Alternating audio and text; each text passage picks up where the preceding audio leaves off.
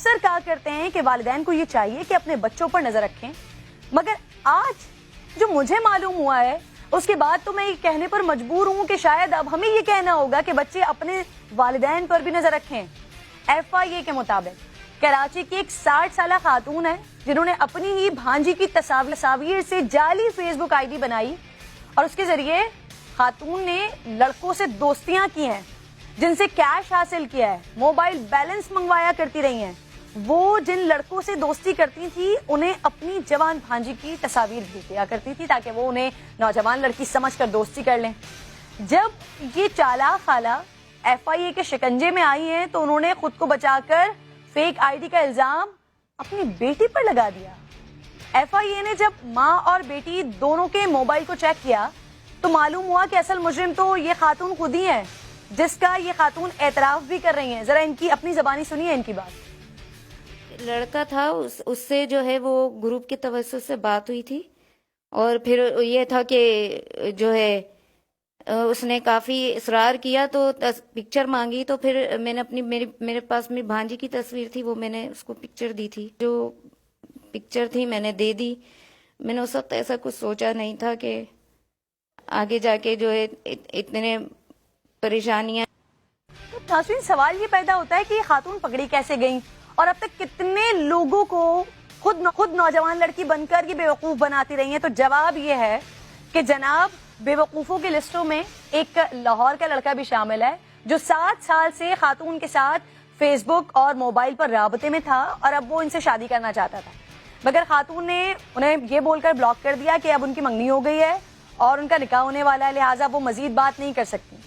لڑکے کو لگا کہ خاتون جھوٹ بول رہی ہیں، لہٰذا اس نے تصاویر کو کھوجنا شروع کر دیا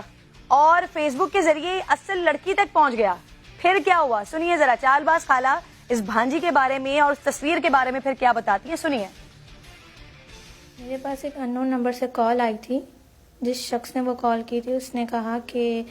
اس کا تعلق فلانی جگہ سے ہے اور وہ مجھے جانتا ہے اور میری تصاویر اس کے پاس ہیں۔ پہلے تو اس نے کہا کہ آپ کی جو تصاویر ہیں وہ مس یوز ہو رہی ہیں، تو میں چاہتا ہوں کہ آپ اس چیز کو روکیں۔ تو جب میں نے دیکھی اس نے مجھے واٹس ایپ کی تو وہ واقعی میری تصویریں ہی تھیں،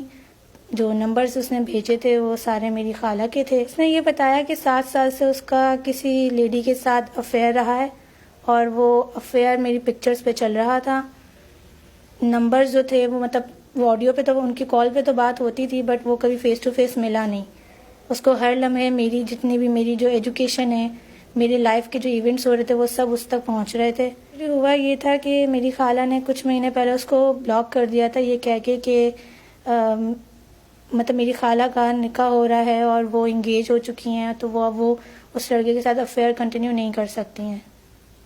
یہ کہہ کے انہوں نے اس لڑکے کو بلاک کر دیا۔ بٹ اس لڑکے کو تھا کہ نہیں مجھے شاید یہ بے وقوف بنا رہی ہیں، تو اس نے کہا کہ مجھے پتہ کرنا تھا اس لیے مجھے آپ تک پہنچنا پڑا۔ تھی جو ID یوز کری تھی 7 سال تک، اور کوئی ایک ID نہیں تھی، ان کی 3 آئیڈیاں تھیں اور تینوں IDs پہ وہ میری پکچرز کا مس یوز کر رہی تھیں، اور کوئی ایک لڑکا نہیں تھا،